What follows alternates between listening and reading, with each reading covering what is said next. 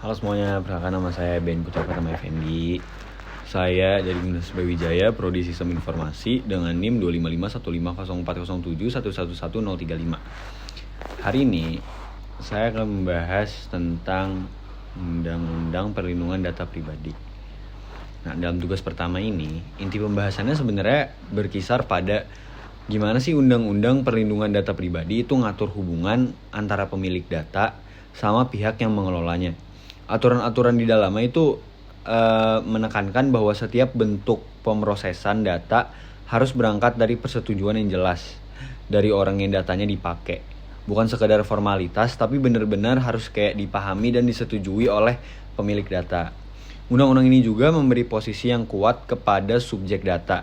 Mereka berhak melihat data apa saja sih yang disimpan tentang dirinya, meminta perbaikan kalau ada yang keliru, bahkan minta penghapusan kalau memang sudah tidak relevan.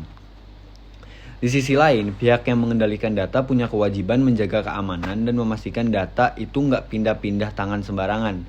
Termasuk ketika misal datanya dikirim ke luar negeri, perlindungannya tuh harus setara dengan standar yang berlaku di Indonesia. Kalau aturan-aturan ini dilanggar, ada konsekuensi hukum yang cukup berat, baik berupa denda maupun pidana. Perbedaan peran antara pengendali data dan pemroses data juga penting. Pengendali adalah pihak yang menentukan tujuan dan arah penggunaan data, sementara pemroses itu cuma ngejalanin instruksi. Dalam konteks kampus, misalnya universitas lah yang menentukan bagaimana data mahasiswa itu digunain, sedangkan vendor IT hanya menjalankan teknis pengelolaannya tersebut.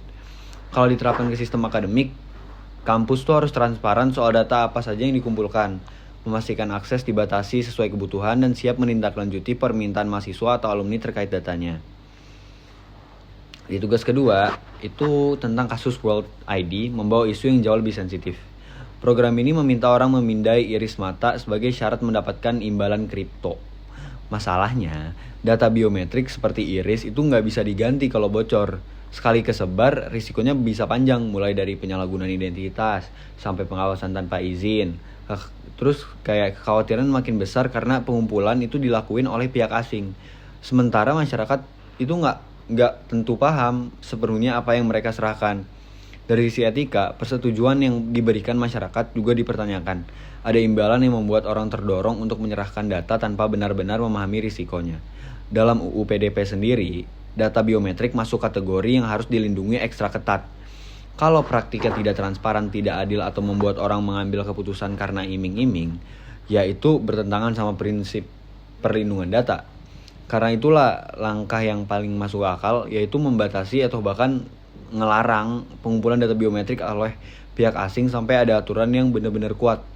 Pemerintah perlu memperjelas regulasi perusahaan harus transparan dan tunduk pada hukum Indonesia. Dan masyarakat perlu diedukasi supaya nggak mudah tergiur imbalan sesaat. Soalnya data biometrik itu bukan sekedar angka, tapi itu identitas yang melekat seumur hidup dan harus dijaga dengan serius. Baik, itu saja penjelasan dari saya. Terima kasih.